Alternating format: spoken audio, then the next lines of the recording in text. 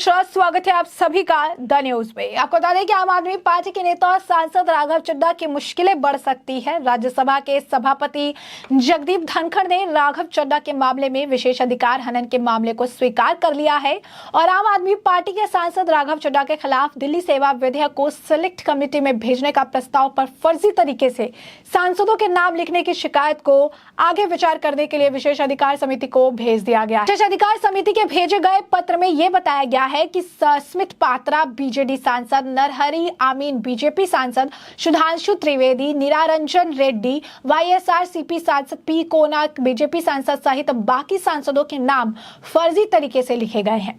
बता दें, अगर चेयर की तरफ से कल कहा जा रहा था कि इन सांसदों को राघव चड्ढा के खिलाफ एफआईआर दर्ज करने की इजाजत मिल गई, तो फिर ये सांसद संसद मार्ग थाने के आम आदमी पार्टी के सांसद राघव चड्ढा के खिलाफ फर्जीवाड़ा करने के प्रस्ताव पेश करने की शिकायत दर्ज करा सकते हैं। और ऐसी सूरत में राघव चड्ढा की मुश्किलें बढ़ती हुई दिखाई दे रही है, क्योंकि जो है न केवल उनके सिर पर विशेष अधिकार हनन की तलवार भी लटक रही है, बल्कि उनके ऊपर एफआईआर भी दर्ज की जा सकती है। अगर ऐसा होता है तो विशेष अधिकार हनन के मामला साबित होने पर उनकी सदस्यता तो जाएगी ही, और पुलिस में मामला दर्ज होने के बाद अगर सही पाया गया तो कोर्ट से उन्हें सजा भी दी जा सकती है। तो आप देखिए किस तरीके से राघव चड्ढा की मुश्किलें बढ़ती नजर आ रही है। राज्यसभा में सोमवार यानी 7 अगस्त को देर रात 10 बजे दिल्ली सर्विसेज जो अमेंडमेंट बिल है वो पास हो गया था। इस दौरान भाजपा ने आम आदमी पार्टी के सांसद राघव चड्ढा पर सदन में पेश मोशन में फर्जीवाड़ा का आरोप लगाया। आम आदमी पार्टी के सांसद चड्ढा ने दिल्ली सर्विस बिल को सेलेक्ट कमेटी के पास भेजने का प्रस्ताव भी पेश किया था। इस पर अमित शाह ने राज्यसभा में कहा कि इस मोशन को पेश करने के दौरान चड्ढा ने 5 सांसदों के फर्जी दस्तखत जो है लगाए हैं। हालांकि राघव चड्ढा के आरोपों का खंडन किया और ये कहा कि बिल को सेलेक्ट कमेटी के पास भेजने के प्रस्ताव पर दस्तखत की जरूरत ही नहीं होती है और यह नियम है। जिसके बाद गृह मंत्री अमित शाह ने यह कहा था कि 2 मेंबर सदन में कह रहे हैं कि हस्ताक्षर उन्होंने नहीं किए, उनके बयान रिकॉर्ड पर लिए जाए और इस मामले की जांच हो। इस पर डिप्टी स्पीकर हरिवंश ने कहा था कि मुझे 4 मेंबर्स पहले ही शिकायत कर चुके हैं। दिल्ली सेवा बिल पर पेश प्रस्ताव में 5 सांसदों के नाम दिए गए हैं। इसमें नरहरि आमीन जो है भाजपा से हैं, सुधांशु त्रिवेदी भाजपा से हैं, फागनोन कोनाक भाजपा से हैं, सस्मित पात्रा बीजू जनता दल से हैं और के जो है थाम्बी विदुराई एआईएडीएमके सांसद शामिल है। सूत्रों के मुताबिक इन 5 ने राघव चड्ढा के खिलाफ विशेष अधिकार भंग करने के अलग अलग नोटिस दिए थे। बीजू जनता दल के सस्मित पात्रा ने कहा था कि मैंने प्रिविलेज मोशन का नोटिस दिया है। राघव चड्ढा ने मेरा नाम इस मोशन में शामिल किया है जिसमें प्रस्ताव दिया गया है कि दिल्ली सर्विसेज अमेंडमेंट बिल को एक चुनी हुई कमेटी के पास भेजा जाए। उन्होंने कहा कि इस मोशन में 5 से 6 सांसदों के नाम गलत तरीके से शामिल किए गए थे। मैं चाहता हूं कि इस मामले की जो जांच है वो की जाए। उन्होंने कहा कि मैं चाहता हूं कि मामले की जांच हो। उन्होंने कहा कि मुझे यह भी यकीन है कि प्रिविलेज कमेटी इस मामले को देखेगी। बीजू जनता दल के राज्यसभा ने इस बिल का समर्थन किया था। इसके अलावा आंध्र प्रदेश की वाईएसआर कांग्रेस और तेलुगु देशम पार्टी ने भी बिल के समर्थन में जो है वोट किया था। तो ऐसे में क्या होता है विशेष अधिकार हनन प्रस्ताव, ये भी समझ लीजिए। संसद सदस्यों की सहमति के बिना उनका नाम लेना संसदीय विशेष अधिकार का उल्लंघन है। इसके लिए सांसद विशेष अधिकार हनन प्रस्ताव ला सकते हैं और यह संसद के किसी भी सदस्य द्वारा पेश किया जा सकता है। तो आप समझ पा रहे होंगे कि क्या होता है जब किसी सांसद को लगता है कि सदन में झूठे तथ्य पेश किए गए हैं, तो वो सदस्य सदन में विशेष अधिकार हनन प्रस्ताव पेश कर सकता है। और यही मामला है, यही पेच है जहां राघव चड्ढा फंसते हुए नजर आ रहे हैं। अब ऐसे में उनकी मुश्किलें जो है निरंतर बढ़ रही है। इस मामले में उन्हें राहत मिलती हुई नजर नहीं आ रही है।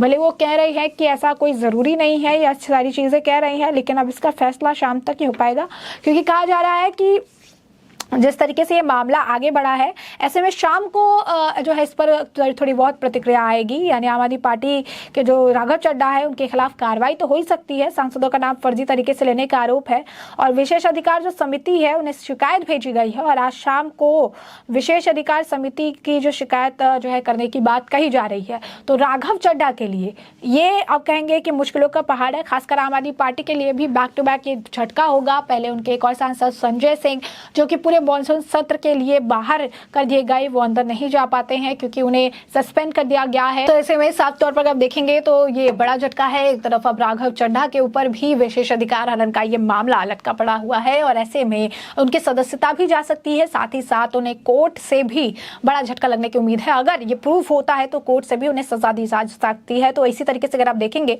तो राघव चड्ढा की मुश्किलें और साथ ही साथ आम आदमी पार्टी की मुश्किलें बढ़ रही है। इसी के साथ हम आपको बता दें कि दूसरी तरफ जो कांग्रेस के एमपीज है वो राज्यसभा से मणिपुर के मामले को लेकर जो चर्चा है उस मामले से भागते नजर आए। लगातार जो है विपक्ष इस मामले को लेकर सरकार को घेर रही है, इस पर सवाल जवाब करने की बातें कह रही है कि इस पे आप मुद्दा बताओ हमें, इस पर आप डिस्कशन करो और सारी चीजें कही जा रही है।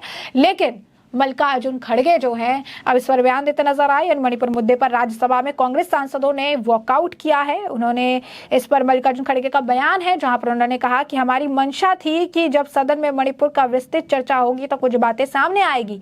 पीएम सदन में आने को तैयार नहीं है, सरकार सुनने को तैयार नहीं है, हम विरोध के निशान के रूप में है, हम सदन में वही गरमन करेंगे। तो आप देखिए किस तरीके से कह रही है कि हम जो है पूरी तरीके से हम प्रोटेस्ट करेंगे और हम वॉकआउट करेंगे। तो आप देखिए कि राहुल गांधी का जब भाषण कंप्लीट हो जाता है तो राहुल गांधी वॉकआउट कर जाते हैं, वो निकल जाते हैं। इसके बाद कांग्रेस के जो एमपीज हैं वो उसके तुरंत बाद अगर आप देखेंगे तो ये वॉकआउट कर रहे हैं। मणिपुर पर चर्चा नहीं करना है, ये लगातार ये कह रही है कि पीएम मोदी को बुलाओ, पीएम मोदी को बुलाओ, पीएम मोदी को बुलाओ, हम पीएम मोदी से बात करेंगे, पीएम मोदी से। कि कहा गया है कि इस मामले को लेकर चर्चा होगी। 10 तारीख का समय जो है दिया गया, यानी कल की ही बात है जब कही जा रही है कि कल या 11 तारीख को प्रधानमंत्री नरेंद्र मोदी खुद जो है आएंगे, संसद में भाषण देंगे। लेकिन इस पल का इंतजार भी कांग्रेस से नहीं किया जा रहा है।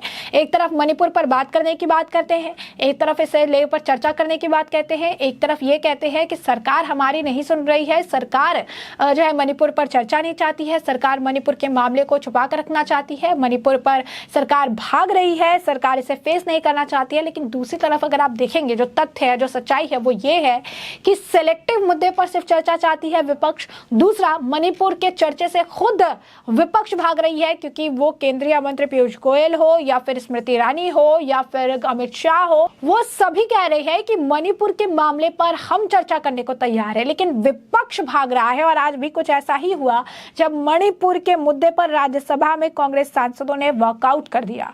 और मल्लिकार्जुन खड़गे कहते हैं कि हमारी मंशा थी कि जब सदन में मणिपुर पर विस्तृत चर्चा होगी तो कुछ बातें सामने आएगी और पीएम सदन में आने को तैयार नहीं है।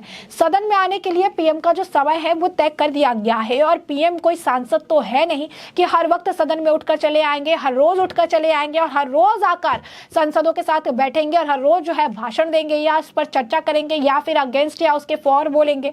ये तो पॉसिबल ही नहीं है। तो आप देखिए कि किस तरीके से एक लेजिस्लेटिव या कहिए कि आप एक तरह से जो है सांसद होकर या आप कहिए कि इस तरह से कॉन्स्टिट्यूशन का पार्ट होकर और इस तरीके की बातें करते हैं जैसे प्रधानमंत्री कोई प्रधानमंत्री नहीं बल्कि एक सांसद हो या फिर कोई ऐसा आदमी हो जिसके पास बहुत खाली वक्त है और रोज आकर एक मुद्दे पर वो चर्चा करता रहे। जबकि प्रधानमंत्री के भाषण देने का समय तय कर लिया गया है, कल या परसों में प्रधानमंत्री आएंगे, अपनी बातें सदन में रखेंगे। लेकिन इस पल का इंतजार भी कांग्रेस को गवारा नहीं है और लगातार इस मामले को लेकर बढ़ा चढ़ाकर कांग्रेस प्रयास कर रही है दिखाने का कि सरकार चर्चा करने को तैयार नहीं है, प्रधानमंत्री आने को तैयार नहीं है, बल्कि उल्टा कांग्रेस जो है वो इस मामले पर चर्चा नहीं कर रही है। और जब भी ये मामला उठ रहा है उस वक्त सिर्फ हंगामा किया जा रहा है, हाउस की कार्रवाई को स्थगित कराया जा रहा है और अब नया इन्होंने शुरू किया है वॉकआउट कर जा रहा। तो जब ये मुद्दा उठने लगता है तो ये वॉकआउट कर जाते हैं क्योंकि प्रधानमंत्री जब बोलेंगे तभी हम बोलेंगे। हंगामा जो है हमें तभी करना है क्योंकि हम छत्तीसगढ़ पर बात नहीं करेंगे, हम झारखंड पर बात नहीं करेंगे, हम राजस्थान पर बात नहीं करेंगे, हम पश्चिम बंगाल पर बात नहीं करेंगे, हम बेंगलोर पर बात नहीं करेंगे, हम जो है कर्नाटक पे बात नहीं करेंगे, हम किसी भी ऐसे मुद्दे या फिर किसी भी ऐसे राज्य की चर्चा नहीं करेंगे जहां पर विपक्ष जो है वो सत्ता में है। हम बात करेंगे मणिपुर की, हम बात करेंगे ऐसी जगहों पर जहां बीजेपी का राज चलता है या बीजेपी जो है सत्ता पक्ष में बैठी है ताकि हम सरकार को घेर सके और 2024 से लोकसभा चुनाव से पहले इन मुद्दों का राजनीतिकरण किया जा सके। तो ऐसे में हमने आपको जो पूरा मामला है ये बड़े विस्तार से बताया कि पूरा मामला क्या है, किस तरीके से आम आदमी पार्टी के नेता और सांसद राघव चड्ढा की मुश्किलें बढ़ सकती है, तो दूसरी तरफ कांग्रेस के एमपी द्वारा जो है हाउस से वॉकआउट किया गया है। तो ऐसे में अब इस पूरे मामले पर आपकी भी जो राय हो हमें कमेंट सेक्शन में कमेंट करके जरूर साझा करिए। धन्यवाद।